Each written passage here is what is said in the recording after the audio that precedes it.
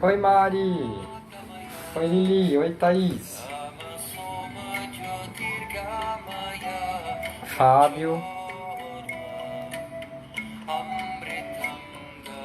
Gente, como que tá o sinal?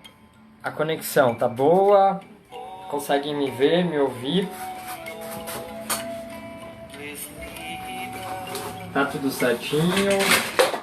Opa. Vou ver aqui. Olá, olá, olá.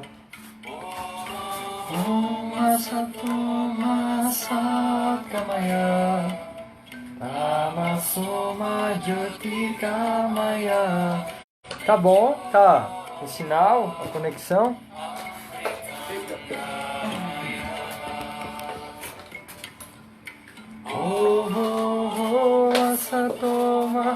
Oi, Patrícia. Oi, Liz.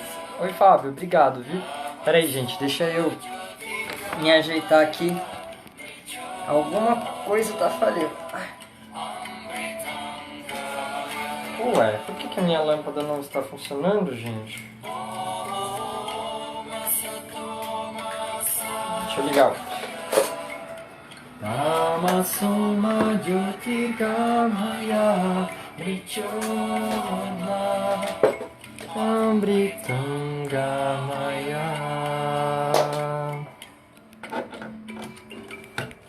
Vou ligar uma luz aqui para ficar mais iluminado. Que hoje a gente vai falar de luz, de consciência, de discernimento, de sabedoria. Então, é interessante essa história que eu acabei de escrever, e aí eu escrevi um textão, né, que eu postei, talvez vocês tenham lido, e nesse textão depois eu vi que eu tava contando uma história, e eu tava fazendo um suspense, eu tava fazendo uma propaganda dessa live, mas é porque tudo isso tem um fundamento, que é o compartilhamento de energia, de conhecimento, e é o mais importante é compartilhar o que a gente sente que nos recarrega, que nos traz vida, para que essa vida se contagie, se espalhe, né? Então, ao mesmo tempo que a gente está num período em que a doença se espalha, que a inconsciência se espalha, a gente precisa lembrar que a consciência ela tem um poder muito maior. A luz da consciência, né? A luz, quando a gente fala de luz, de acordo com essas filosofias orientais, a gente está falando de conhecimento e de energia positiva. E a velocidade da luz é a força mais rápida que existe, né? A luz das estrelas, a luz do sol é muito poderosa. A luz do conhecimento também é muito poderosa. A luz elétrica também é muito poderosa. A luz do fogo também é muito poderosa. Então, que a gente fique na luz, tá bom? E ficar na luz também significa estudar. E pra mim, esse processo do estudo, ele sempre levou um tempinho pra se fazer claro. Porque eu nunca gostei muito de faculdade nem de escola.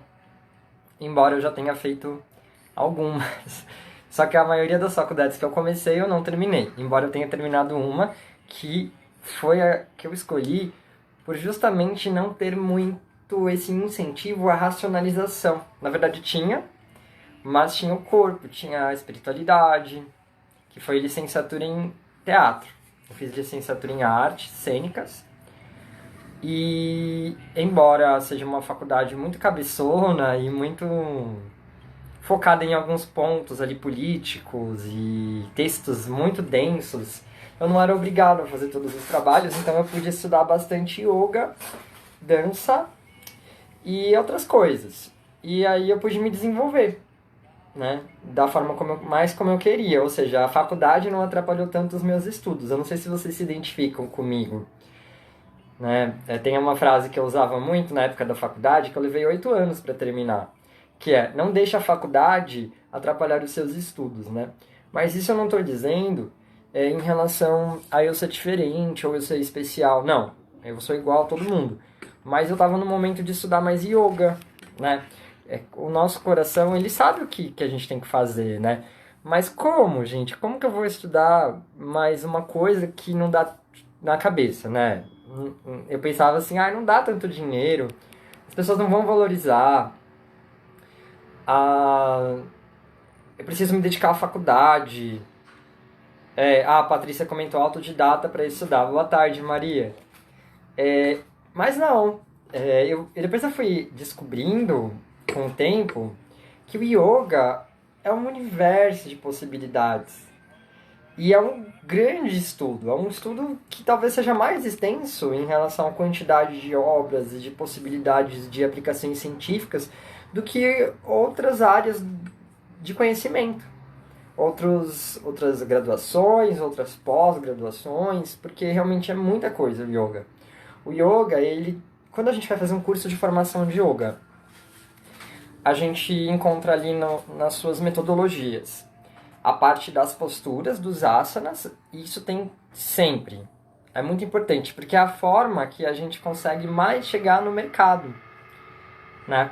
Que as pessoas estão buscando mais, como o yoga ficou mais conhecido. Mas, gente, isso é só uma parte. O yoga, ele é um sistema. Por isso que a gente fala o yoga. É um sistema filosófico, prático, que vem de uma cultura.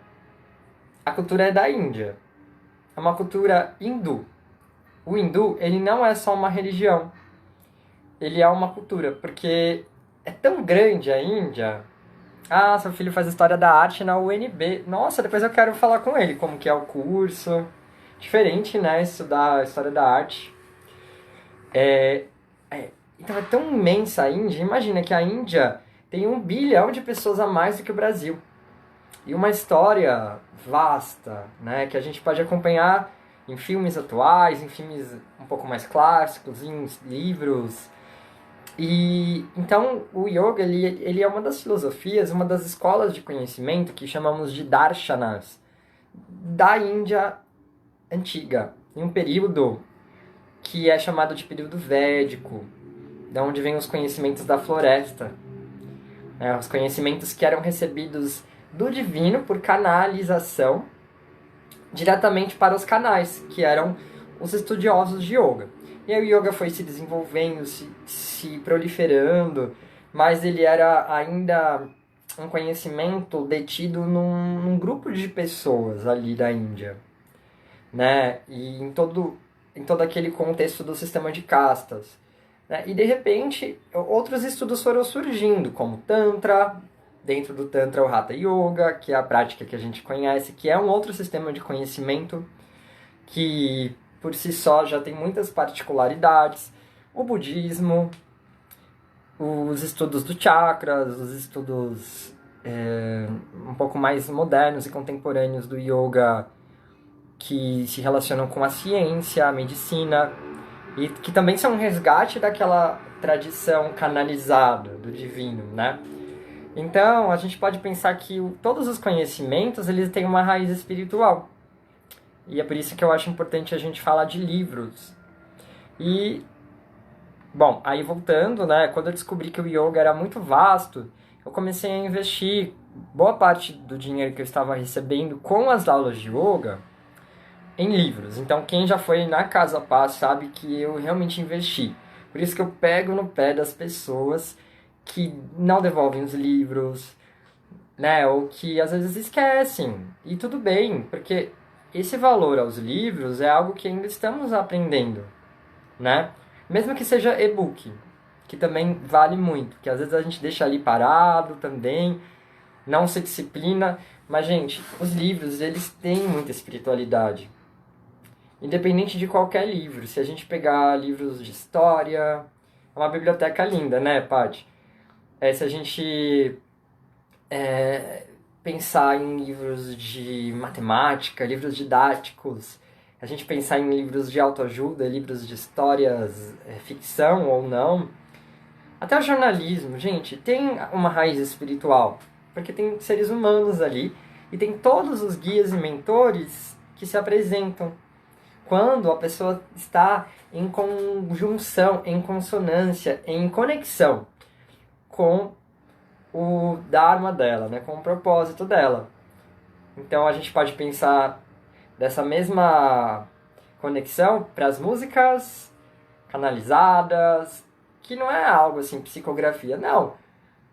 Vem uma inspiração. Gente, essa inspiração, ela não vem somente de nós, ela vem de tudo que nos acompanha.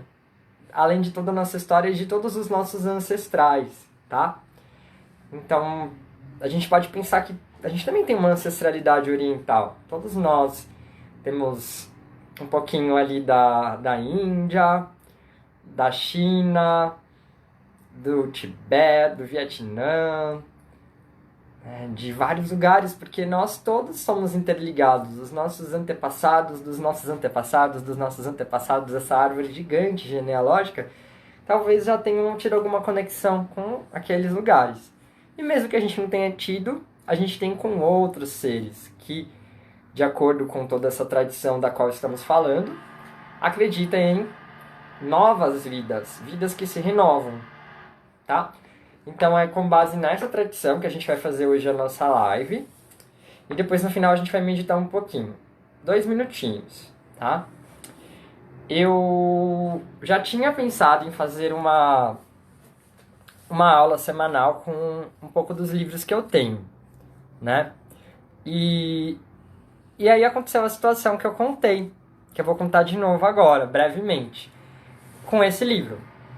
Esse livro caiu na minha cabeça. Aqui, ó. Deixa eu mostrar. Aqui tem uma prateleira. Dá pra ver, ó? Tá vendo ali no alto? O livro tava ali, com outros livros do George Feuerstein. Aí eu estava aqui, sentado na minha escrivaninha, amargurado, pensando, não, esse mundo não tem jeito, tô mal. Aí, de repente, aconteceu isso.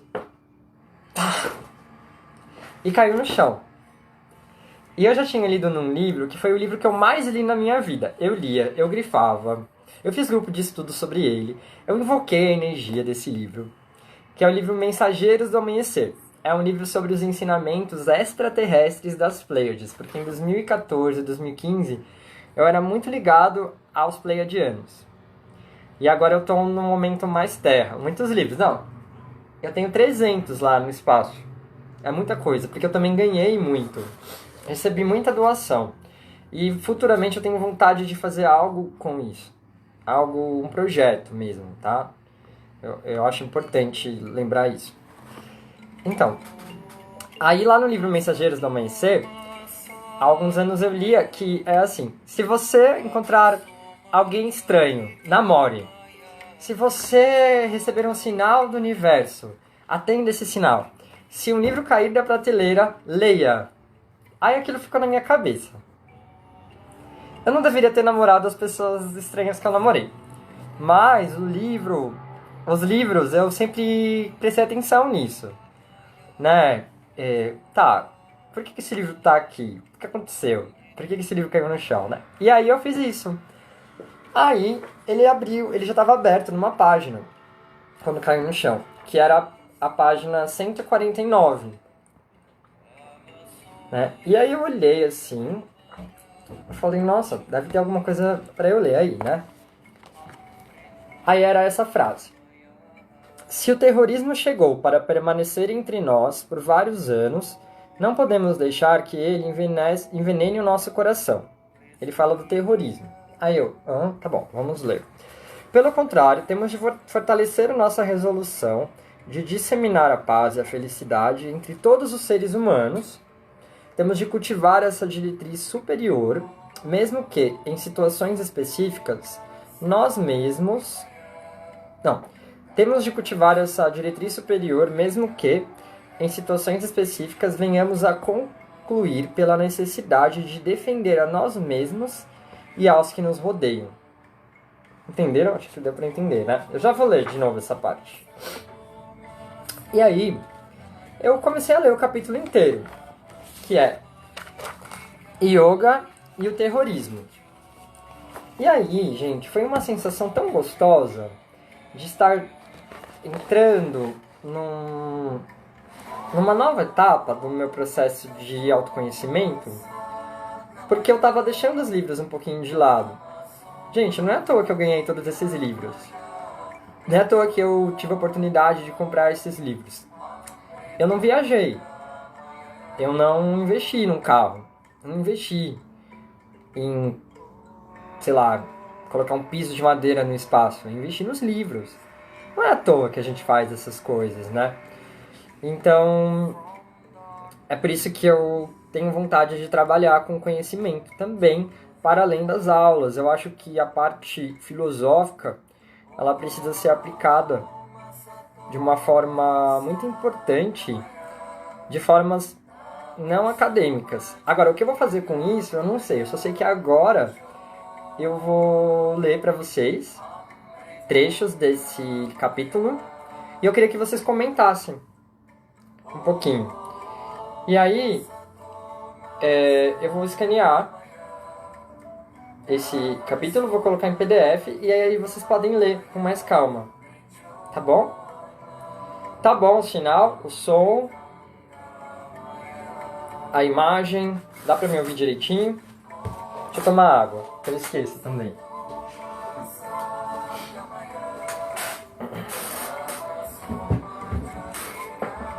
Mas assim, já falando sobre o que eu senti nessa leitura do capítulo, tem 6 páginas. É um livro grande. Eu senti que Krishna falou comigo. Krishna é a consciência crística. É Cristo, é Buda. E eu sinto que eu não estava deixando ele falar comigo. E outro dia o meu amigo Diego, que é espírita... Nossa, que legal! Gente, olha, outra sincronicidade. O Rafa, a Riane, que é um estudante de yoga, de cultura de paz, a gente até fez uma conversa juntos semana passada. Ele começou a ler esse livro hoje. É muito legal esse livro, Rafa. Obrigado por me contar. Mas gente, as coisas não vêm à toa. E o George Ferenstein, ele é um grande estudioso da história da Índia e do yoga. E uma pessoa que estudou a tradição do yoga com um olhar contemporâneo e uma intenção de ofertar para a humanidade soluções para os problemas políticos, sociais, individuais com essa luz do yoga. Existe uma raiz no nosso saber, mas a gente precisa voltar para a raiz, né? Tem algumas pessoas que não são tanto da leitura, mas é inegável que a gente pode se beneficiar das aulas, é inegável que a gente pode se beneficiar das ideias, e é por isso que o trabalho dos professores ele é tão importante, e é por isso que a gente precisa realçar o yoga como um estudo. Então, o Rafa, eu sei que alguns de vocês também, a gente quer levar o yoga para as escolas, para as universidades, porque é uma disciplina também, uma disciplina que traz... eu não terminei de falar, né, sobre os cursos de formação. Tem as posturas, tem a parte filosófica e também tem a parte biológica, anatômica, tem a parte do empreendedorismo, tem muita coisa, gente. A questão terapêutica, é muito incrível esse conhecimento, tá? Então, vamos lá, juntos na nossa leitura. Estava aqui tocando o mantra Asatoma, que é um mantra super importante de sabedoria, né? Depois eu posso passar para vocês essa versão do mantra. Yoga e o terrorismo. Os problemas contemporâneos de superpopulação, poluição, destruição da camada de ozônio, escassez de recursos naturais, ameaça de guerra nuclear, terrorismo, etc., são todos problemas globais e precisam ser resolvidos por todos os seres humanos juntos. Muitos, indivíduos e nações, ainda tentam resistir a esse processo de globalização. Mas ele é uma precondição da nossa sobrevivência enquanto espécie. Nenhum país, nenhum sistema de crenças pode resolver esses problemas isoladamente. O que acontece do outro lado do globo pode nos afetar aqui mesmo onde vivemos. Cada vez fica mais claro que a única solução para a atual crise mundial, é a construção de uma civilização global, o que exige que se formule claramente a doutrina da, entre aspas, unidade da humanidade. Então ele aqui abre o capítulo falando da unidade. Ele até coloca isso como doutrina. É muito forte isso. E aqui ele propõe uma solução. Um livro de yoga, uma solução para a crise humana. E já relacionando ao terrorismo. E aí ele vai falar sobre algo que está circulando pelas redes sociais. Eu vi mais no Face. Que é a comparação da gente com quem nasceu em 1900 nos Estados Unidos e passou por todas as crises que aconteceram ali e milhões de mortes. Ele falou sobre isso aqui, ele explicou melhor.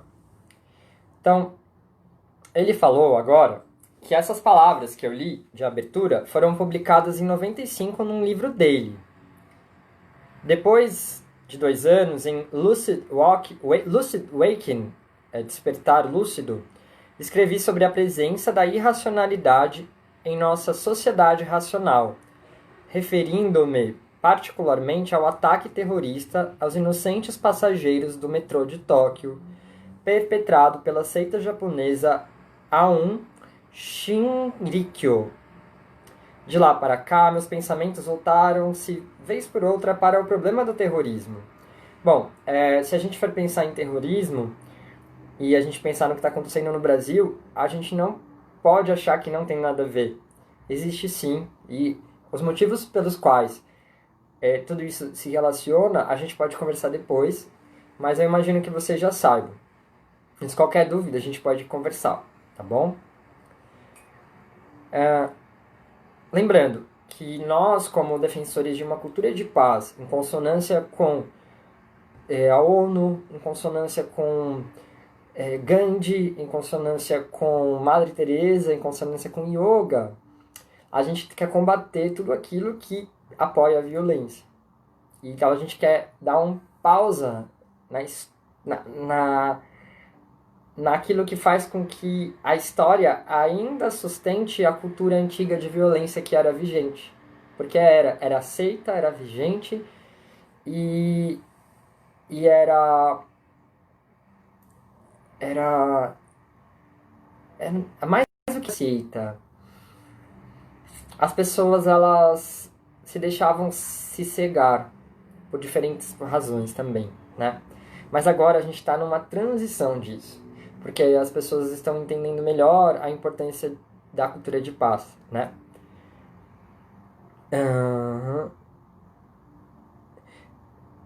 Tá. Aí ele fala, né?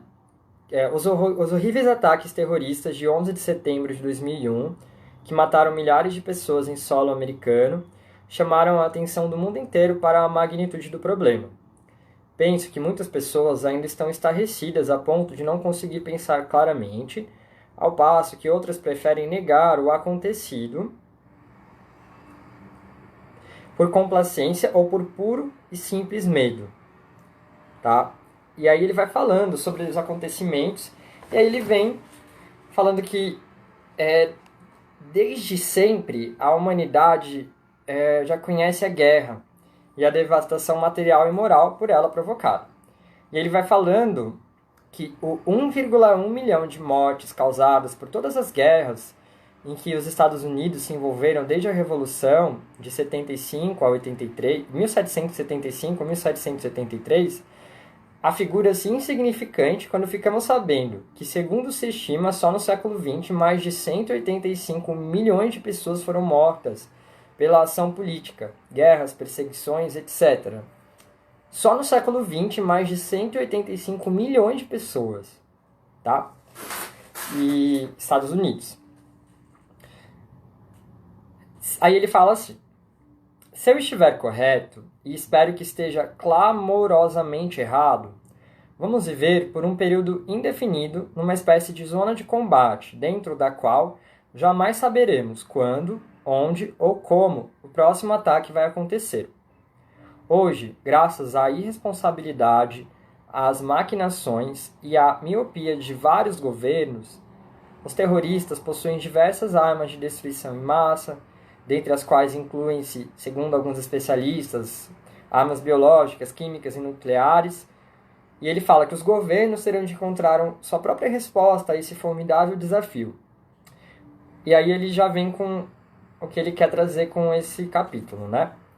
Mas como nós, enquanto indivíduos, devemos conduzir nossa vida diante desse estado de coisas? Então ele vai explicando, à luz da filosofia do yoga clássico, como a gente pode lidar. Então não desanimem. É meio pesado mesmo o tema. Mas eu precisava disso, né? Então, depois vocês podem ler com mais calma. Então ele fala assim: além de todas as medidas políticas e outras que possamos tomar para proteger a nós mesmos, aos nossos interesses e aos interesses do país em que vivemos, temos de nos defrontar também com as questões morais aí envolvidas. Segundo creio, é impossível fazer uma avaliação moral do problema sem levar em conta a questão do destino espiritual de nossa espécie. É aí que a sabedoria do Oriente, e especificamente o yoga, adquire uma particular e imediata pertinência. Partindo do princípio de que o terrorismo é uma forma de ação guerreira. A filosofia do Bhagavad Gita, Cântico do Senhor, e aí ele vai explicar o Bhagavad Gita. Alguém aí já leu o Bhagavad Gita? Gostaria de comentar alguma coisa? Já li? Não gostei? Não conheço? Pode comentar. Um texto sagrado escrito em sânscrito há 2500 anos, em que o Mahatma Gandhi chamava de sua mãe. É um ponto de partida evidente para nossas considerações a respeito do problema. Então, ele aqui me explica um pouquinho o que estava faltando eu entender do Bhagavad Gita. Porque eu tenho dificuldade com esse tema. Acredito que por falta de ter tido mais discussões, além das aulas que eu tive, da leitura solitária que eu tive do livro. O Gita, que é para o hinduísmo o que o Novo Testamento é para o cristianismo, contém, na verdade, os ensinamentos transmitidos pelo Deus-Homem Krishna no amanhecer do dia que assistiria a uma das batalhas mais ferozes já travadas em solo indiano. Esses ensinamentos tinham o fito de proporcionar uma estrutura espiritual para a compreensão e a prática da guerra e da violência, e são tão pertinentes hoje quanto eram na época. Tá? A substância da doutrina de Krishna é a ideia de que, enquanto estamos vivos, nós inevitavelmente agimos. Então aqui ele fala muito da ação. Né? Muitos de nós nos culpamos por não estarmos agindo tanto, ou por a gente achar que a gente está parado, ou que a gente não está fazendo o que a gente pode. Mas, de acordo com essa reflexão, estar em movimento, fazendo aquilo que nos faz bem espiritualmente, é uma grande demonstração de que a gente já está agindo, né? E às vezes a gente queria meditar mais, orar mais, mas a gente quer agir mais. E é isso que ele fala aqui, né? E a gente pode encontrar um equilíbrio entre os diversos tipos de yoga que aqui no Bhagavad Gita são explicitados e são apresentados. Karma Yoga, Raja Yoga, Bhakti Yoga, Jnana Yoga.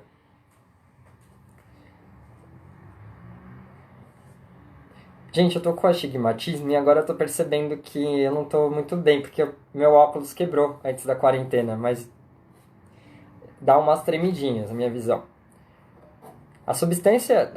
Sua mensagem foi dada numa época em que um grande número de homens e mulheres espirituais deixava para trás a existência de pais e mães de família e partia para as florestas e cavernas das montanhas a fim de buscar um estilo de vida contemplativa. Krishna admitia a legitimidade dessa busca da paz interior, mas questionava seus fundamentos filosóficos e punha em xeque as motivações dos muitos que optavam por esse tipo de caminho. Forte, né? Ao ver dele, a ação é superior à inação. O problema da ação, porém, é que ela gera consequências kármicas que podem ser positivas, auspiciosas ou negativas, não auspiciosas. É claro que a chamada inação também tem repercussões no domínio do karma, ou lei da causalidade moral. Isso porque tanto a ação quanto a inação nascem da mente humana, que é a própria sementeira do karma. Entendeu? E a Camila ali no Insta falou do Dharma, que é aqui onde a gente vai chegar com essa leitura, né? Todo pensamento ou intenção, dependendo da sua qualidade moral e da sua carga emocional, deixa um resíduo nas profundezas da nossa mente. Esse sinal impresso não é passivo, mas antes, como sugere a palavra sânscrita samskara, é um potente ativador, que constantemente busca se realizar ou se expressar. Em outras palavras, por nossos pensamentos e intenções, nós moldamos ativamente o nosso destino. É por isso que os sábios da Índia sempre cuidaram de disciplinar a mente por meio do yoga. A yoga é para isso, para deixar a mente quietinha, para a gente poder trabalhar as nossas ações em benefício dos seres. É colocar em prática o mantra Loka Samasta Sukhino Bhavantu, que todos os seres sejam felizes e que eu realmente possa não só pensar, cantar, mas viver essa realidade, né? E agir com essa vivência.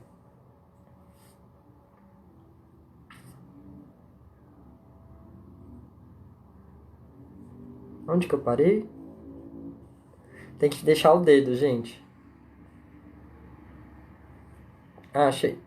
Na verdade, o que os sábios da Índia sempre buscaram não foi somente a superação da atividade kármica negativa, mas da atividade kármica como um todo. Eles pensam muito no karma e no dharma, né? Então, quem aí já foi para a Índia, quem já estudou mais perto dos indianos, sabe um pouquinho mais sobre como que é essa relação deles com isso. Então, ele explica como Krishna, no Bhagavad Gita, formula essa doutrina yogi. Tá lá no Bhagavad Gita. Não é abstendo-se de agir que o ser humano goza da transcendência das ações. Nem é somente pela renúncia que ele se aproxima da perfeição. Pois ninguém pode passar sequer um momento sem agir. Todos os seres são inadvertidamente obrigados a agir pelas qualidades geradas pela natureza.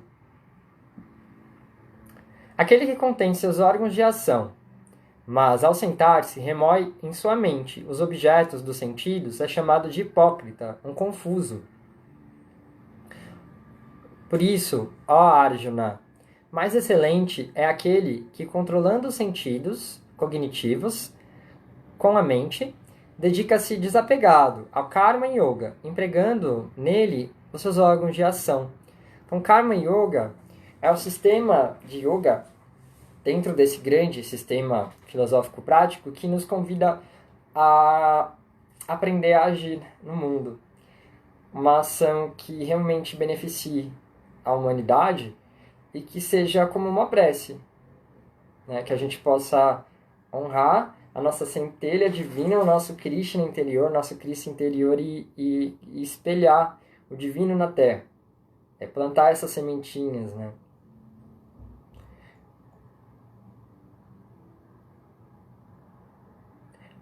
Deves cumprir as ações que te cabem, pois a ação é superior à inação. Nem mesmo os teus processos corporais podem cumprir-se pela inação.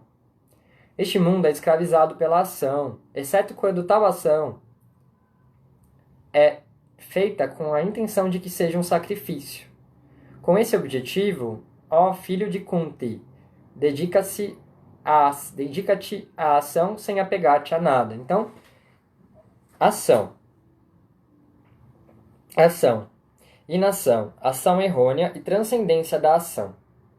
Ação, inação, ação errônea e transcendência da ação. São 4 conceitos propostos no Gita e que precisam ser compreendidos com máxima clareza. Por isso, depois eu vou mandar para vocês lerem. As 3 primeiras deixam um resíduo kármico, e só a última configura uma via que nos permite escapar do labirinto do karma, que é a transcendência da ação. Krishna nos exorta não só a agir, como também a dedicar-nos à ação adequada, niyata, ou seja, à ação ou ao tipo de ação que melhor corresponde ao lugar que ocupamos no mundo e às nossas capacidades interiores. E aí ele fala aqui, ó, numa terminologia contemporânea, a ação adequada é aquela que surge quando estamos acompanhando o fluxo das coisas. A transcendência da ação é a ação correta, feita sem apego e sem motivação egocêntrica, como um sacrifício. É a noção de serviço ao próximo elevado ao máximo grau. Então, se vocês quiserem também comentar alguma experiência que vocês têm com isso... A Ju, ela me pediu aqui, já que eu estava falando, né, sobre astigmatismo, sim, yoga para os olhos é uma boa alternativa e eu vou passar para vocês esse conhecimento, Ju. Você está acompanhando as aulas sempre? Eu vou dar uma aula de yoga para os olhos em breve, tá? Tem um óculos também que ajuda. Ele ajuda principalmente quem tem grau pequeno de astigmatismo, tá? Eu tenho um pequeno, 0,5, 0,75. Mas eu tô sem óculos. Glaucoma também. Mas quem tem risco de glaucoma, ou quem tem glaucoma, não pode fazer uma série de posturas, tem que tomar cuidado com posturas invertidas, não pode fazer nenhum exercício com a vela. Tem que tomar cuidado, tá bom? Por conta da pressão ocular. Mas aí a gente pode estudar isso também com calma. Podem me escrever, tá? Mas sim, o yoga ajuda, os exercícios de yoga. Principalmente quem fica muito nas telas e pouco vendo paisagens e gasta muito a vista, né? Mas obrigado. Eu preciso estudar isso. Não foi à toa que eu fui convidado para dar uma aula de yoga para os olhos para uma empresa de Portugal. Aí eu estudei, aí eu peguei o livro, acabei ganhando o livro, e aí a empresa não quis mais na minha aula, mas eu vou passar esse conhecimento adiante, tá? Acho que semana que vem eu já posso dar essa aula, que eu queria estudar mais. Bom, aqui ele vai falando agora sobre a história do Bhagavad Gita. Essa doutrina do Karma Yoga, o caminho da ação auto-transcendente, foi comunicado ao príncipe Arjuna, que comandava o exército dos Pandavas. Ele e seus 4 irmãos tinham sofrido a usurpação de seu reino e lutavam para recuperá-lo. Infelizmente, quando Arjuna viu familiares, amigos e mestres venerando... Olha isso, gente. Vou falar de novo. Arjuna e seus 4 irmãos tinham sofrido a usurpação de seu reino e lutavam para recuperá-lo. Aí eu estou relacionando comigo. Que penso assim, nossa, o que aconteceu com esse país? Tá. Se vocês acham que eu estou viajando, releve, porque depois tem outras coisas legais para eu ler, tá bom? Mas vamos pensando, ver se vocês entendem a minha linha de pensamento. Que na hora eu fiquei lendo e falei, nossa, a gente é Arjuna. Tá. Infelizmente, quando Arjuna viu familiares, amigos e mestres venerando, alinhados do lado do exército inimigo, vacilou em sua convicção. Krishna teve de lembrá-lo que não estava lutando por um objetivo egoísta, mas para restaurar o Dharma. Entenderam mais ou menos a minha linha de raciocínio? Aí o livro caiu na minha cabeça, entendeu? Aí a gente vai lá dentro da gente, né? A gente no fundo tá pedindo para o divino chegar, mas às vezes a gente não silencia. Naquele momento eu tinha fechado os olhos, eu não estava exatamente de olho fechado na hora, mas eu já tinha me acalmado, eu estava pedindo, Deus, me ajuda preciso ficar mais tranquilo. Parecia que a minha mente tava tapada, assim, sabe? E aí eu li isso e falei, caramba, não é louco? Porque tem tanta gente ao nosso redor que a gente gosta, né? Que tá. Parece que tá ainda dando crédito, né? Pra tudo aquilo que a gente vê que não vai ajudar em nada e que na verdade atrapalha, né? A evolução do coletivo. Enfim.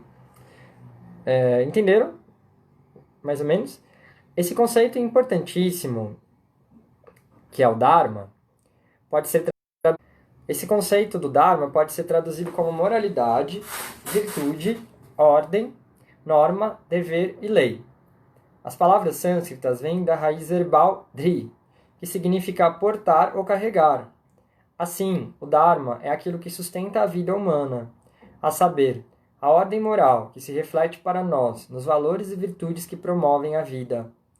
Os príncipes Kauravas, primos dos Pandavas, governavam o país com injustiça e o haviam lançado nas trevas espirituais e morais. Krishna, agindo sem nenhum interesse próprio e só pela espontaneidade da plena iluminação, encarnara-se na Terra para restaurar a ordem moral, e os príncipes Pandavas eram somente os instrumentos para a execução de seu plano. Os hindus consideram Krishna uma teofania, avatar, mas podemos vê-lo simplesmente como um profeta, um visionário, um sábio ou um mestre espiritual, que quer promover o bem espiritual e moral do seu povo em sua época. Então, Krishna, num pensamento universalista, ele pode ser considerado a luz do divino no nosso interior. É o mestre que a gente busca sentir dentro de nós na nossa meditação. Então, eu gosto muito de ler ou escutar músicas que falam do Cristo interno, ou que falam da relação de Buda, Krishna e Cristo em relação a tudo isso, ao Dharma, a nosso cumprimento do Dharma.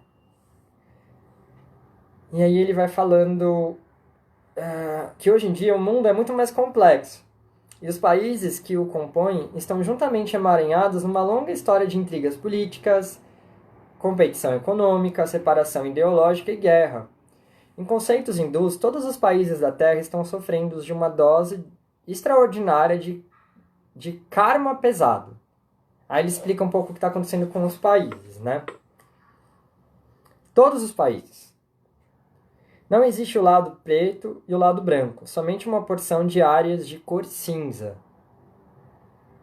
Assim, também um ataque terrorista de 11 de setembro não aconteceu num vácuo.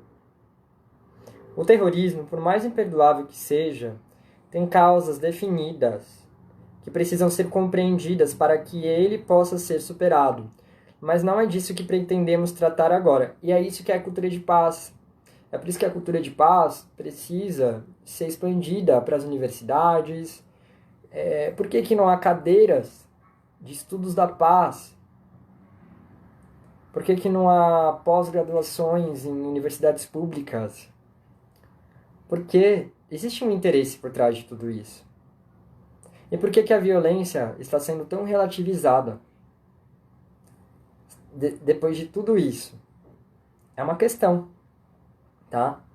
E aí o que ele vai falar agora é muito forte pra gente que é da espiritualidade, do bem-estar, pra gente que fez piquenique nos parques e faz e vai continuar fazendo, pra gente que faz evento na cachoeira, no meio do Brasil, o Enca, pra gente que vai na Casa de Aia, enfim, falando mais da realidade de São Paulo também, né? Pra gente que faz balada vegana, pra gente que faz tudo, que é essencial. Mas é bom ouvir isso, ler isso. Ouvir porque eu vou falar, né? Depois vocês vão ler. Reler. Pessoal do Face, espera só um segundo, tá? Eu vou fazer uma coisinha aqui, já volto. Voltei. Eu tive que deletar um aplicativo do meu celular para conseguir exibir esse vídeo no Face. Aí ele fala assim: O que importa é atentarmos para o fato de que a nossa sociedade, a humanidade como um todo, está naquele mesmo estado de derrocada moral e espiritual de que Krishna falava. Ao contrário do que prega a ideologia da nova era, que graça, sobretudo em meio à classe média dos Estados Unidos e dos países desenvolvidos da Europa, não estamos à beira de uma grande renovação espiritual. As realizações da Era de Aquário, aclamadas como sinais precursores de um mundo melhor, são, na melhor das hipóteses, elevações microscópicas num imenso vale de acontecimentos lamentáveis. Calma, não fiquem tristes, por favor. Eu tenho coisas para falar e eu sei que vocês também. Basta nos lembrar que, todo ano, cerca de 100 milhões de pessoas morrem de fome, e outras tantas morrem em guerras, revoluções e perseguições. Não devem ser esses os sinais de uma iminente era de ouro. Escrevendo em 1964, Carl Gustav Jung observou com acerto. Jung, ele coloca aqui Jung. O homem moderno não compreende quanto seu racionalismo, que destruiu sua capacidade de reagir às ideias e símbolos luminosos, o deixou à mercê do submundo psíquico. Ele se libertou da superstição, ou assim crê, mas nesse processo perdeu seus valores espirituais num grau perigosíssimo. Suas tradições morais e espirituais desintegraram-se e agora ele paga o preço dessa ruptura na desorientação e na fragmentação que tomam conta do mundo. Então, ele fala aqui, né, Jung, o próprio Feuerstein, ele aqui cita os budistas, e depois Dalai Lama, e depois Gandhi. A gente precisa ver as coisas como elas são. Não podemos integrar o nosso ser sem trabalhar essa sombra. Por isso que eu peço licença para falar isso, tá? Com todo o meu respeito, amor, educação. Uma coisa que eu evitei pensar e falar por 12 anos. Por isso que eu precisava desse livro, que esse livro caísse na minha cabeça. O pântano escuro em que consiste em todos aqueles aspectos da nossa personalidade que preferimos ignorar e projetamos sobre os outros: o egoísmo, a falsa noção da realidade, a cobiça, a covardia, a preguiça, a irracionalidade, o fanatismo, etc. E aí eu gostaria de ler vocês, se vocês tiverem algo para escrever sobre isso, se vocês não gostaram. Uau! Para dizê-lo sem rodeios, a fim de integrar o nosso ser, temos de descobrir a potencialidade do terrorismo nos complexos circuitos de nossa própria psique. O terrorismo é uma expressão de surdez espiritual, cegueira moral e ira irracional. É só quando reconhecemos a presença dessas forças obscuras dentro de nós que podemos assumir a responsabilidade por elas. Isso me leva a falar novamente sobre a disciplina mental do Karma Yoga, pela qual a ação se transforma de tal modo que passa a não lançar mais suas raízes na sombra, perdendo assim a sua mácula kármica. Então, é muito louco isso, porque eu fugia da minha sombra. Talvez eu ainda fuja, né? Eu tô falando do fato mesmo, né? Mas eu não conseguia usar o yoga de uma forma tão pontual para me ajudar a sair disso. E aí, agora, com tudo que está acontecendo, eu consegui um pouquinho mais, né? A gente não fica pedindo consciência, sabedoria. E eu sempre, nos cursos de meditação que eu dei, eu queria muito chegar aqui, mas eu não estava preparado, né? Eu queria muito que as pessoas meditassem e entendessem o veganismo sem eu precisar falar de veganismo, mas falar de outras coisas. Eu queria muito explicar para as pessoas que elas precisam acreditar nelas, que elas precisam integrar a sombra e a luz, mas eu preciso viver esse processo, né? E E é isso que ele fala, né? Que a ação, para ser sã do ponto de vista moral e espiritual, deve ser acompanhada da autoobservação, do autoconhecimento, da aceitação de si mesmo, da autotransformação e da autotranscendência, que é o caminho para a gente chegar no objetivo maior do yoga, que é samadhi, que é a autorrealização. A Ju acabou de comentar aqui, um despertar de consciência. A Ju está no Face. Este livro, cair na sua cabeça, veio como um sinal muito claro que este seja o melhor momento para abordar estes assuntos que parecem ser só sombras e que são também de muita transformação espiritual.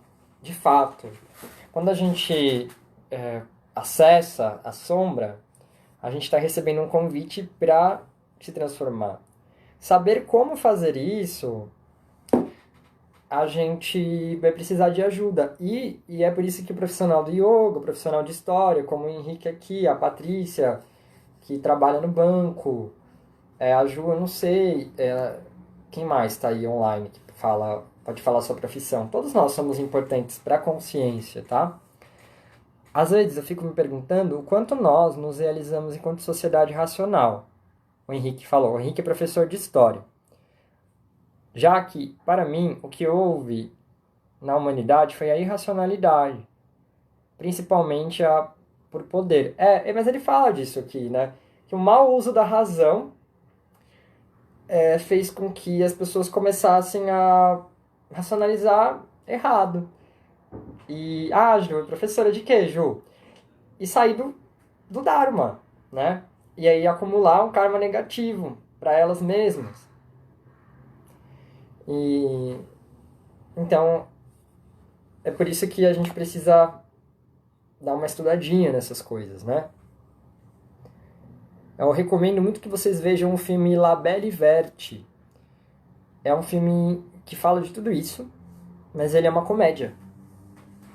Ele é um filme que tem no Vimeo, vocês acham gratuito, ele é legendado.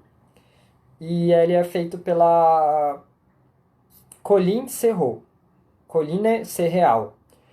Ela fez, depois de alguns anos, um filme documentário chamado Soluções Locais para uma Desordem Global. E ela dá soluções para as crises humanas, para as crises sociais, né? Essas soluções são ligadas à agroecologia, à política, à espiritualidade. Então, a Ju é professora de educação infantil. Que legal. Bom, eu não vou me prolongar muito, mas eu vou agora tentar concluir um pouquinho para não passar de 1 hora, muito tempo. Acho que eu vou acabar passando. Mas eu agradeço o que o Henrique e a Ju postaram. Eu achei muito rico. Eu queria até conversar mais. E aí vocês podem ler o capítulo, se quiserem, podem comprar o livro, a gente pode procurar em PDF na internet. Eu acho que eu não tenho tempo para colocar esse livro inteiro no scanner, porque meu computador é muito lento. Mas de repente eu já tenho, né? Bom, aí vou agora continuar dissertando sobre o que ele falou e eu vou chegar numa conclusão ao fim do capítulo, tá? Então não se preocupem. Aí ele vai falando, gente, sobre o que a gente precisa fazer em relação à violência. Então ele fala sobre a não violência. Mas ele também fala sobre a gente precisar se defender nesses momentos. Krishna ensinava que existem circunstâncias em que tomar-se uma atitude dura contra o mal não é só adequado, como também essencial. Não era ele um pacifista romântico que, em nome de um princípio abstrato, permitia que o mal vencesse o bem. Quando a ordem moral ou espiritual está em jogo, temos de nos opor ativamente às forças que buscam destruí-la. Krishna chegou até a concordar com que se movesse guerra para alcançar esse fim, mas não uma guerra marcada pelo ódio e conduzida por motivos egoístas. A questão que aqui se apresenta é: qual a ordem moral e espiritual que justifica a guerra e a violência? A ordem de quem? Ou proclamada por quem? Então ele vai falando que, segundo os terroristas muçulmanos, o sistema capitalista ocidental que querem destruir é intrinsecamente mal. E aí eles vão falando da Guerra Santa, e aí o autor mostra a contradição em relação a tudo isso. E aí ele vai dissertando em relação à própria religião muçulmana, em relação às ações dos homens, dos humanos, devem ser basicamente homens mesmo. E depois ele vai falando sobre o conceito de jihad, né? Que quer dizer guerra santa. Ele relaciona esse conceito com o hindu. E ele vai falando que quando examinamos as noções muçulmanas de como é a vida moralmente sã e virtuosa, percebemos de imediato que elas não contradizem em absoluto os valores fundamentais do cristianismo, hinduísmo, budismo ou de qualquer outra das grandes tradições religiosas e espirituais do mundo. Tá? Em todas as tradições, no Islã inclusive, não há lugar para o ódio, ao passo que o amor, a bondade e a benignidade, a misericórdia, a tolerância, a generosidade, o perdão, a compaixão são recomendados a todos. Tá? É claro que em todas as tradições houve aqueles que não se portaram à altura do ideal. Mas algumas delas, mais do que as outras, têm uma história de sérias transgressões.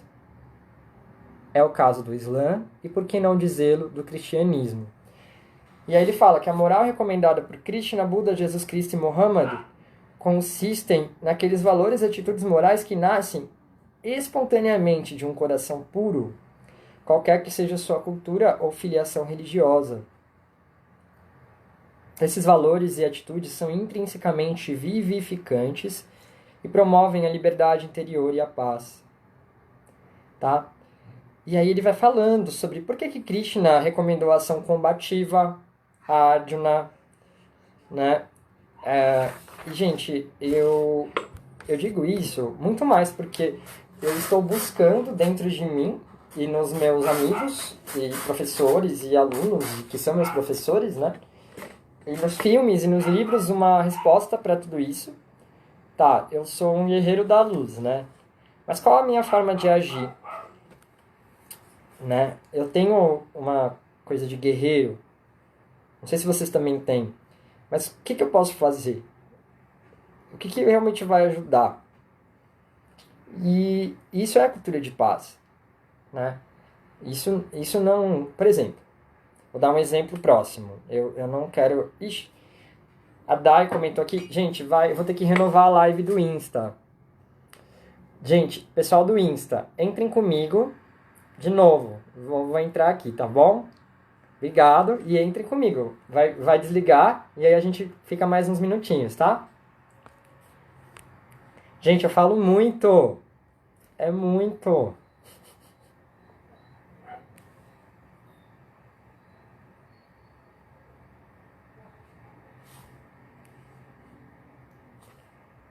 Então,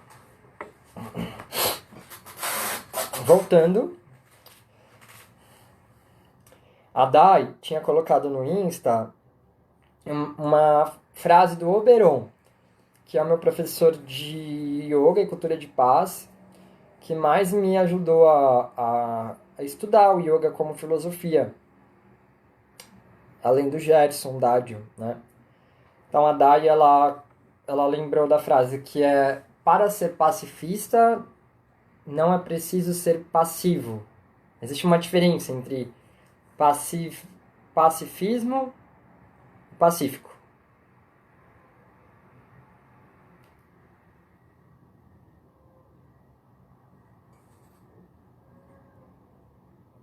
Você vai pelo Insta? É melhor? Não tá bom. Face, Ju? Porque o Face dá pra ficar mais de 1 hora. Oi, gente. Acabei de falar da frase que a Dai lembrou que o Oberon, que é uma grande referência da cultura de paz, do yoga. Oi, Mari. O Oberon, ele tem a frase... qual que é a frase, Dai? Se escreve de novo, por gentileza. Para ser pacífico, não é necessário ser passivo. Né? Não é a mesma coisa.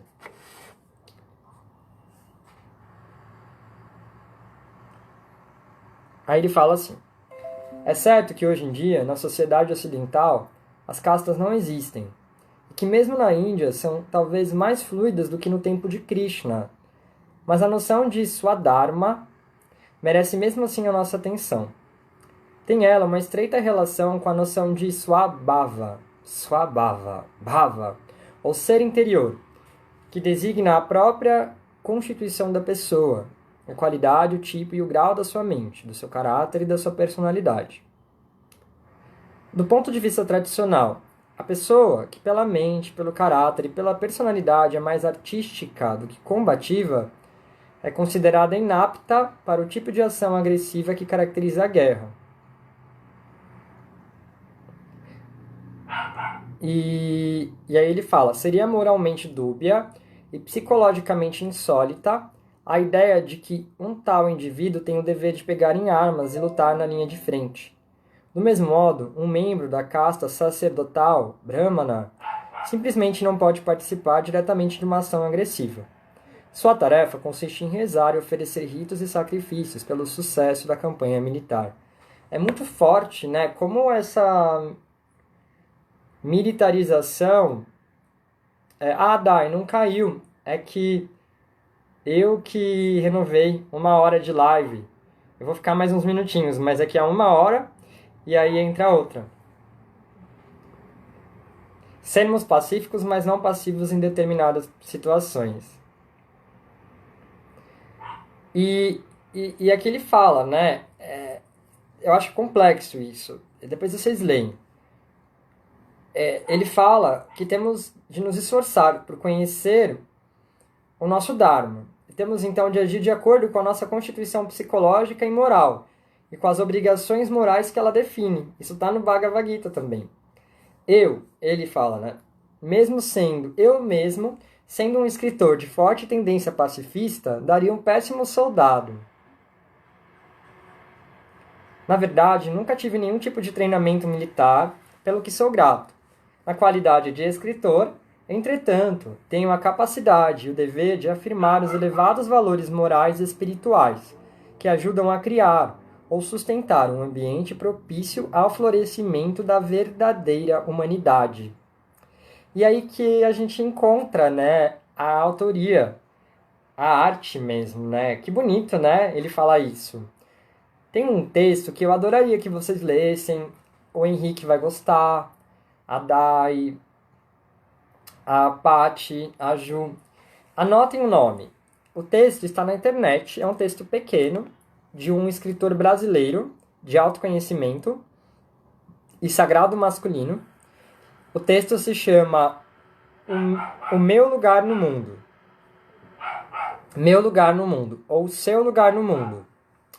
E o nome do autor é Gustavo Tanaka, com K. Ele fala sobre isso. É muito bonito esse texto, é bem de chorar mesmo, tem tudo a ver.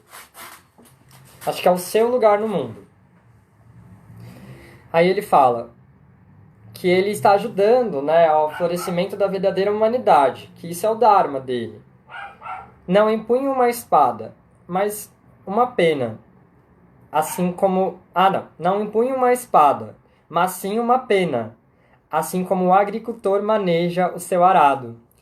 E eu penso nisso, gente. Tem tanta gente que está aí em cargos super referenciais, né? Colocando a vida de muitas pessoas em risco, porque eles não estão no Dharma deles, né? Isso, obrigado, querida. Você tá aqui no Insta. É a mesma. Tem a pessoa no Insta e a pessoa no Face. Que eu confundo. O Mahatma Gandhi, advogado de profissão, usou a arma da resistência passiva para pôr fim à hegemonia inglesa sobre a Índia e colaborou para que esta finalmente conquistasse sua independência em 1947. Gandhi abominava a violência e proclamava o ideal de ahimsa, ou não violência. Aí vamos ouvir Gandhi, mas ele mesmo admitiu. Embora toda violência seja má e deva ser condenada, em princípio, o adepto da ahimsa pode e até mesmo deve fazer uma distinção entre aquele que agride e aquele que se defende. Depois de fazer isso, ele apoiará de maneira não violenta aquele que se defende, isto é, dará sua vida para salvá-lo. Então, a gente tem aqui um exemplo muito importante de ação política e de yoga, que a gente não pode se esquecer. Então, a Patrícia colocou aqui essa mesma, Seu Lugar no Mundo, de Gustavo Tanaka. Procurem esse texto. Muito lindo. Então, ele fala que Gandhi percebeu que a gente vive num mundo imperfeito. E ele admitia, assim, a existência da polícia e das forças armadas. Mas lamentava a necessidade. Né? Então, Gandhi, ele não via esperança nas forças armadas, né? E ele mostra que, ao mesmo tempo, a gente tem que defender e aspirar os mais elevados ideais morais e espirituais, mas a gente não pode fechar os olhos para as realidades do mundo real. Tá? E aí eu acho urgente essa leitura, porque a gente precisa aprender a se defender. Né? Porque a gente precisa simplesmente agir. Primeiro, para se proteger. E para proteger quem está perto. E agir agora é ficar em casa. Para muitos de nós, né? Para a maioria. E se posicionar. E aprender a se posicionar é um outro aprendizado. Gente, eu não tenho certeza se eu me posiciono certo. Por exemplo, eu coloquei lá no meu Facebook da Casa Paz uma reportagem falando sobre a abertura das academias, dos salões de beleza e das manicures, é isso? E aí eu me indignei ali, porque afinal, yoga, Casa Paz, algumas pessoas ali poderiam ver aquela reportagem, a minha posição e falar, nossa, é mesmo, né? Não pode. Como assim? Pra quê? E aí algumas pessoas falaram, nossa, Casa Paz, eu vou deixar de seguir. Isso uma mulher até colocou assim, mas você está se colocando no mesmo nível de quem você está criticando. Tudo isso porque eu me posicionei, né? Eu falei, não, não é isso. E depois eu escrevi pra ela. Eu não sei se eu fiz certo. Eu tô tentando, gente. Eu não sei se ela pode mudar de ideia, mas e se ela puder, né? O que ela me falou não vai me ofender. Eu sei quem eu sou. E eu sei que o que eu tô fazendo tem um motivo, né? É muito louco, né? A página da Casa Paz tem 5 mil seguidores. A do Insta tem 20 mil. Se eu conseguir alcançar 10 pessoas que repensem algo que pode arriscar a própria vida delas ou de outro, gente, tá feito. Agora, como que eu faço isso? Me ensinaram? Não. Curso de formação de yoga ensina? Não. Faculdade ensina? Não. Quem ensina? Os amigos, o livro, os livros, os mentores, a espiritualidade. Aprender a se posicionar agora, começando dessa autotranscendência, desse autocuidado, é muito importante, né? Aí a Dai falou que eu fui um amor, mas às vezes eu não sou. Antes eu não era um amor. Eu deletava o comentário, porque eu não sabia responder. Mas eu ocupei esse espaço. E é importante, gente. De forma alguma eu vou desrespeitar alguém. Mas é óbvio que eu não vou ficar quieto. Mas eu tô falando isso pra cada um refletir, né? Não é pra me explicar, gente. Também se eu errei, por exemplo. Às vezes a gente posta uma notícia errada, usa uma palavra errada, mas não é desrespeito em relação à pessoa, de forma alguma, né? Vou contar. Eu chamei o presidente de besta. E aí depois eu mostrei pra ela no dicionário. Besta é uma pessoa grosseira e inútil. Não é isso, gente. E você vê as palavras, né? Isso não é violência. Aí ela falou, que hipocrisia, casa paz. Ela nem conhece, gente. Né? A gente podia usar palavras em outros teores, mas o uso da palavra, o momento certo, a hora certa, isso é uma sabedoria que a gente precisa aprender. A Thaís falou, é muito difícil assistir tantos absurdos e manter a calma, é muito difícil. Mas para além disso, né, a gente tem que saber usar as palavras. Eu acho que eu usei uma palavra legal, sabe? A Carla falou, amar o próximo como a ti mesmo requer amor próprio, primeiramente. É isso, né? Mas eu acredito que a gente precisa se ajudar, sabe? Ajudar as pessoas a não darem poder para aquilo que está tirando o nosso poder pessoal. E tirar o poder de quem não pode mais ter o poder. E acreditar.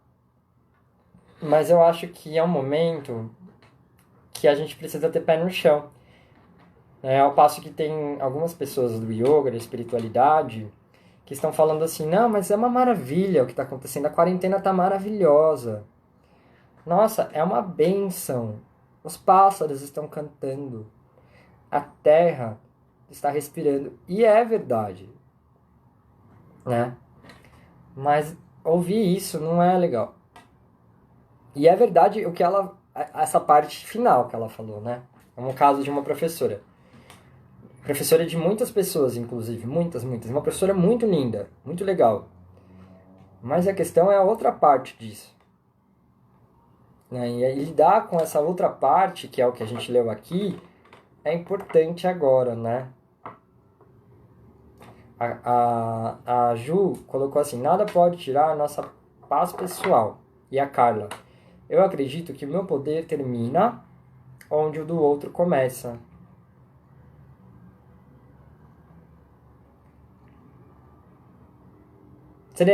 Tem a ver com limite também? Isso, não, mas eu tava dizendo poder mesmo de vida, né?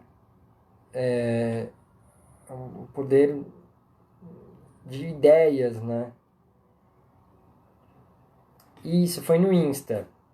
Depois eu te mostro, Dri. Vocês vão me ajudando a responder melhor também da próxima, tá? Que eu tô aprendendo. Aqui não dá muito tempo, gente, pra responder tudo, né? Preciso de ajuda mesmo. Às vezes a gente não tem disposição, né? De responder todas as pessoas. A gente quer, mas porque eu posso tudo, mas nem tudo me convém, é isso. Tem um momento certo e a gente tá tão cansado esses tempos, né? Pra conseguir lidar com diferentes pessoas, né?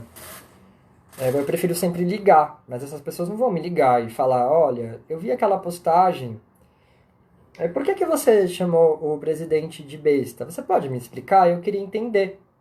As pessoas não fazem isso, as pessoas falam, eu vou deixar de seguir, eu vou te bloquear, né? Pra mim não tem problema nenhum, até porque eu sempre me posicionei e tá tudo bem, enfim. Eu já me revi muitas vezes, mas o problema é, será que essa pessoa vai sempre bloquear? Né? Mas aí é dela, tá? Eu só tô fazendo uma reflexão, né? Dá um cansaço mental, distanciamento social não é fácil pra ninguém. É rápido, né? O que é rápido, Carla? Desculpa, aqui é muitas ideias. Aí agora eu já vou fechando o texto, mas vocês podem continuar comentando, tá? Aí eu vou escanear e vou mandar pra vocês, tá bem? O melhor é que vocês me mandem mensagem no WhatsApp. Eu já vou colocar aqui meu WhatsApp. Mas se vocês mandarem no Insta, no Face, eu vou ver, tá bom? Ó, para tanto,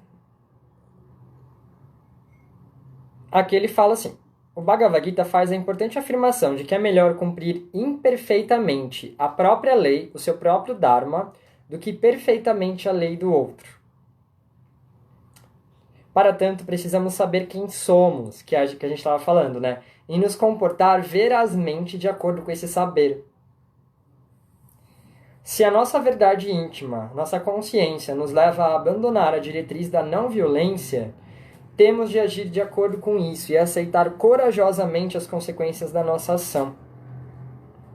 Se, por outro lado, a voz da consciência nos move a adotar a não-violência como princípio norteador de toda a nossa vida, temos de optar pela imobilidade e assumir com audácia as repercussões do caminho pacifista, mesmo que isso nos custe a vida. Muito forte, né? O tempo está passando muito rápido, gente. Ainda mais que eu trabalho muito nos textos, a minha cabeça não está acompanhando. O budismo, como o hinduísmo, tem um ideal da não-violência na mais alta estima e recomenda-o tanto para os monges quanto para os leigos, os não-monges. A reação não violenta do Dalai Lama à invasão de seu país pelos chineses é um exemplo magnífico da postura budista. Não obstante, de acordo com o World Tibet Network News, em 2000, o líder exilado dos tibetanos e ganhador do Prêmio Nobel da Paz de 89 também admitiu: teoricamente, a violência pode ser permitida de acordo com sua motivação. Olha que forte o que ele falou. Ele falou, tá? E se for exercida em vista de um bem maior. Na prática, porém, essa permissão é muito difícil. Na prática, a natureza da violência é altamente imprevisível. No mundo de hoje, destruir o próximo é destruir a si mesmo. No mundo de hoje, destruir o próximo é destruir a si mesmo. E é aí que a gente entra nas questões do Brasil, né? Porque a linha entre a sua liberdade, aquilo que a Carla estava falando, e a liberdade do outro está muito frágil,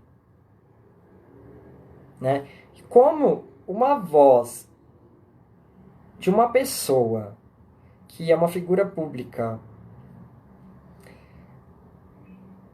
uma voz de uma pessoa que está longe do Dharma, que está completamente perdida, possivelmente contaminada por forças bem opostas àquelas que a gente cultiva dentro de nós e que a gente invoca nas nossas práticas espirituais. Como uma voz dela pode perfurar a liberdade e a vida daqueles que estão precisando de paz, de amor. Então, é por isso que a gente tem que se proteger. E é por isso que o conhecimento é uma proteção, né? Como essa voz pode influenciar tantas pessoas, né? E a Carla se lembrou de um conto de Buda que foi para a Índia, onde foi agredido e sua atitude foi perfeita. Depois você me manda esse conto, se você achar. E a Tati falou, né? Como essa voz pode influenciar tantas pessoas, né?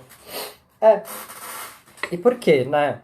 Que tantas pessoas acabam coagindo, se ligando a essa voz positiva, no sentido de concordância, né? Por conta de tudo isso. Por conta daquilo que o Bhagavad Gita já contava pra gente, né? E é muito complexo isso. Claro que o que eu tô falando é uma superfície, né? A profundidade, ela vem de dentro, né? Quando a gente se dá conta de como esses saberes universais ressoam no nosso coração e aí a gente quer colocar em prática, né? Porque o yoga mesmo, ele não é no tapete de yoga. Dói essa voz nos meus órgãos mais femininos, que são meus ouvidos, pois não há amor. É verdade. Que bonito. Quer dizer, a frase foi bonita, né? Nos órgãos mais femininos, que são meus ouvidos, que tem... Aí a orelha, né, tem uma forma de bebê. Né? E a gente tem usado muito aqui, né? E dói também.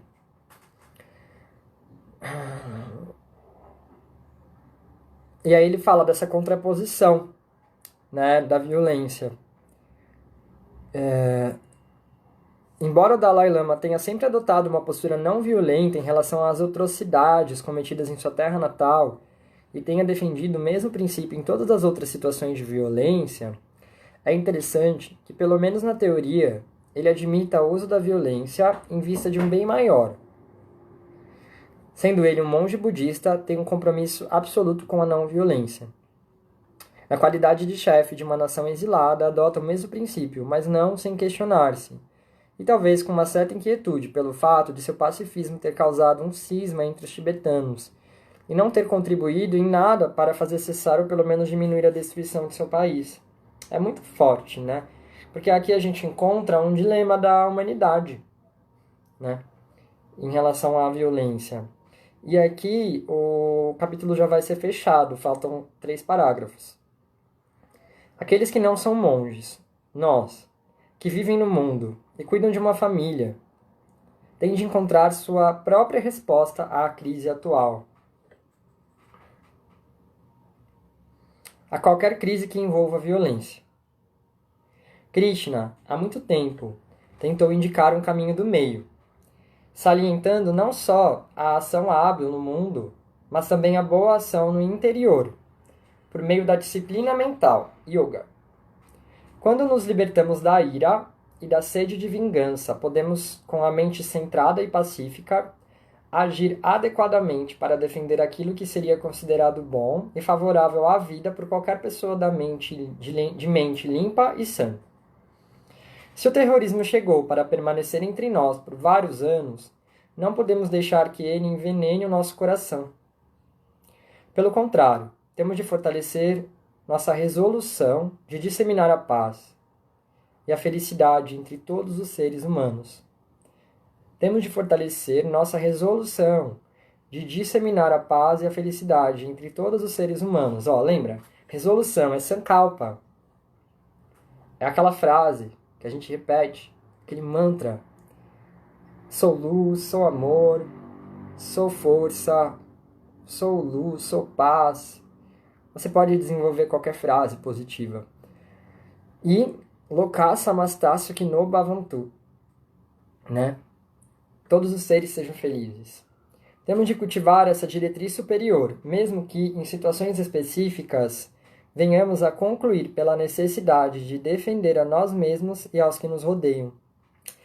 E esse defender, às vezes, é ser duro. Eu acho que a gente pode pensar, agora fechando, né? Às vezes é ser,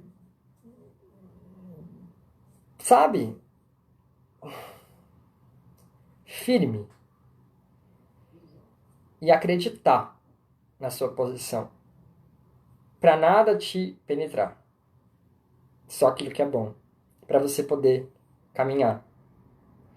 E caminhar para justamente a sua própria caminhada não paralisar, não deixar que as outras pessoas deixem de caminhar.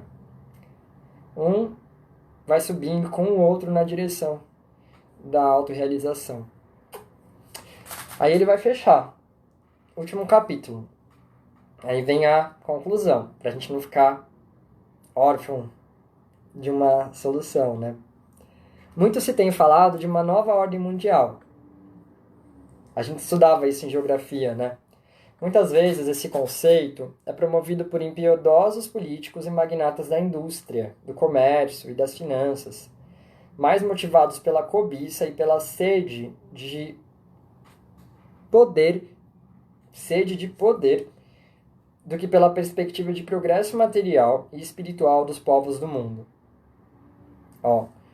De um lado, a busca pelo poder, ego, terceiro, primeiro, segundo chakra totalmente desregulados. Aqui não vem nada. Aqui, então, tá tudo ali, tá tudo desregulado. Como que vai chegar aqui? Como que a pessoa vai sentir? Não é verdade? Ainda mais quem tem tendências sociopatas. Não sente, não tem amor. Tem a centelha divina lá, né? Mas cadê a luz que a pessoa própria acende e busca para poder manifestar isso?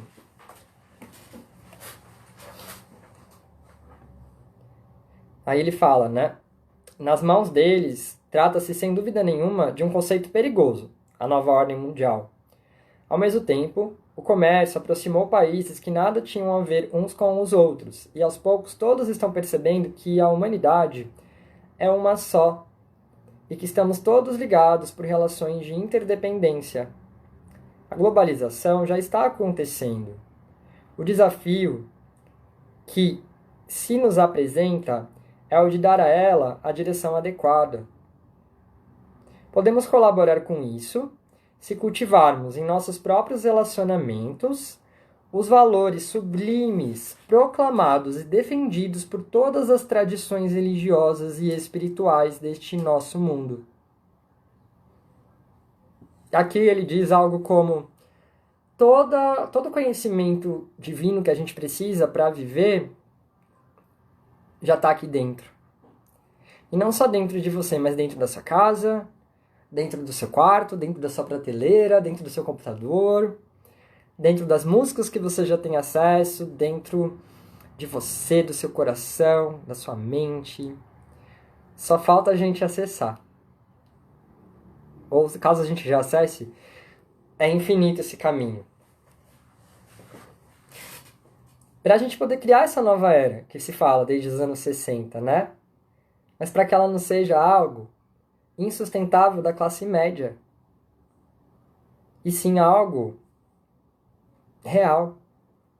E por que eu vou agradecer de todo o meu coração algo que é benéfico para a minoria? Eu posso agradecer o que eu já tenho dentro de mim. Eu posso agradecer o que é real de verdade. Isso é grande, isso já preenche, isso cura. Mas a gente tem que tomar cuidado também, né?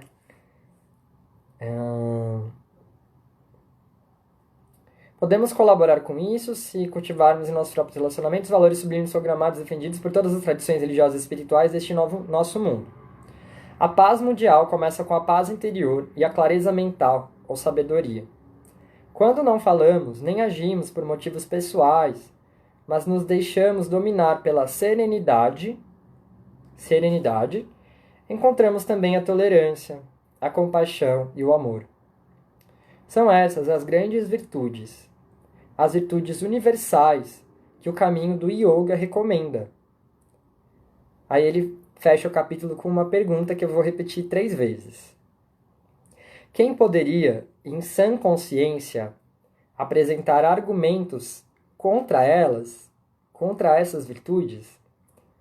Quem poderia, em sã consciência, apresentar argumentos contra as virtudes da tolerância, da compaixão e do amor?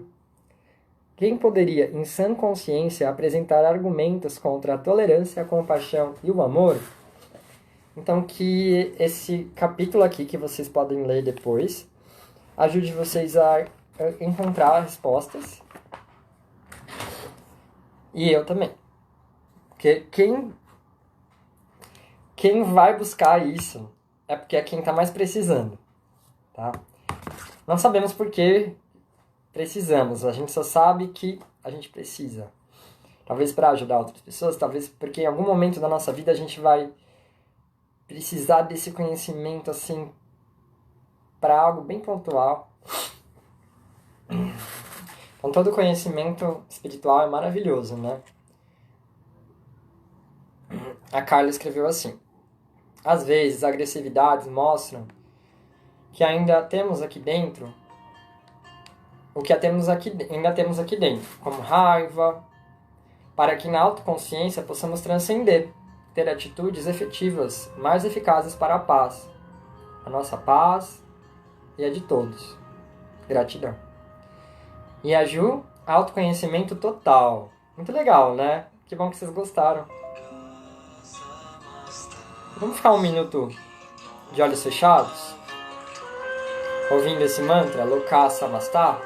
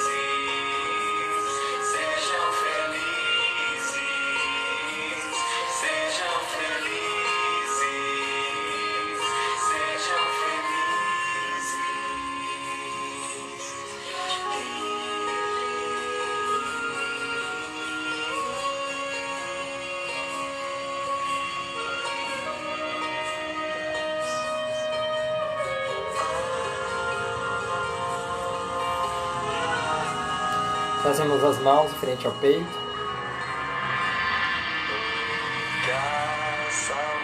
Vamos cantar o mantra Om, emanando energia de paz, positividade, amor a todos os seres do planeta. Inspira.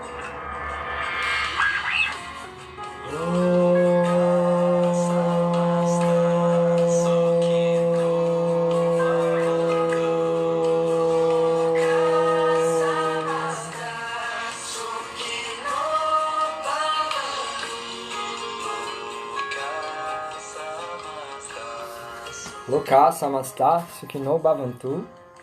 Que todos vocês sejam felizes. E gratidão por me acompanharem. Acabei ficando 1h30. Achei que eu ia ficar meia hora. Mas eu agradeço quem participou comigo. Foi super forte. Porque eu nunca fiz algo assim. Eu ainda tenho um pouquinho de dificuldade, eu acho, de compartilhar a minha interpretação de textos. Mas foi de yoga, foi legal, eu gosto. E normalmente eu tenho receio, né, de compartilhar textos tão grandes, mas eu acho que é porque eu estou me apropriando disso. Então, gratidão pela generosidade de vocês de participarem, tá? E aí, meu WhatsApp, vou colocar aqui, mas qualquer coisa pode me mandar mensagem no Insta, no Face. Eu vou escanear e mais tarde eu vou mandar, tá bom? Oi, querida. No Face vai ficar salvo, tá? No Insta também. No Face fica salvo para sempre. Ou até o Face deixar lá. Obrigado. Que legal, Tati, Mari, Carla, Lenice, Ju, Dai, fofas, Pati, Thaís. Obrigado. Dessa vez foi Deus que jogou na minha cabeça essa história, mas é porque eu tô precisando me renovar. Não é fácil, gente, ficar aqui. Meu nome é Ricardo. A Pauli tava aí. Não é fácil ficar aqui dando aula no quarto, né? Beijo, Pauli. Assim, é fácil, mas por outro lado, é importante se renovar. Mas não é uma renovação de tipo de dar aula diferente, não é isso. É receber a força mesmo. A oportunidade de reconhecer que a gente está fazendo algo importante. Que não é mais importante do que outras coisas. Não, de jeito nenhum. Mas eu lembrei de uma coisa, que eu me formei, né, em licenciatura em artes, agora na Unesp, e eu fui na colação, foi um dia antes da quarentena. E tava todo mundo meio com receio de se abraçar, mas todo mundo se abraçou. Mal a gente sabia o que ia acontecer. Mas ficou tudo bem com todo mundo da galera da faculdade. E aí eu fiz um juramento, e eu que quis ir fazer o juramento. Pra não me esquecer mesmo. Eu fui lá na frente, e aí eu jurei. Eu prometo honrar a minha profissão e compartilhar conhecimento. E a cultura do meu país. Olha que forte. Eu prometo trabalhar pela cultura do meu país e a transmissão de conhecimentos para o progresso da nação. E é isso que a gente está fazendo. Eu prometi, né? E a cultura do mundo, né? A cultura do yoga, a cultura ancestral, ela precisa continuar. E é isso que a gente está fazendo, tá? Então, obrigado pela generosidade de me ajudarem a cumprir a minha promessa. Já que tem também tantas pessoas que poderiam ajudar, né? Na educação, na cultura, de uma forma exemplar e não estão fazendo. Então, a gente faz um pouquinho. Então todas as coisas que eu passo, vocês podem compartilhar também. As músicas, isso é cultura. Tem tanta música brasileira maravilhosa, né? Cantores que precisam de ajuda. Tem muitos livros também. Poesias, tá? Nós todos somos a cultura. E é muito importante que a gente se mantenha forte para poder fazer história. Tá bom? Namastê, espero que vocês tenham esperança, tá? Não foi com o objetivo de deixar vocês preocupadas, e sim mais contextualizadas em relação à filosofia do yoga. Até já. 19 horas tem aula de yoga. Daqui 2 horas e 20. Beijo.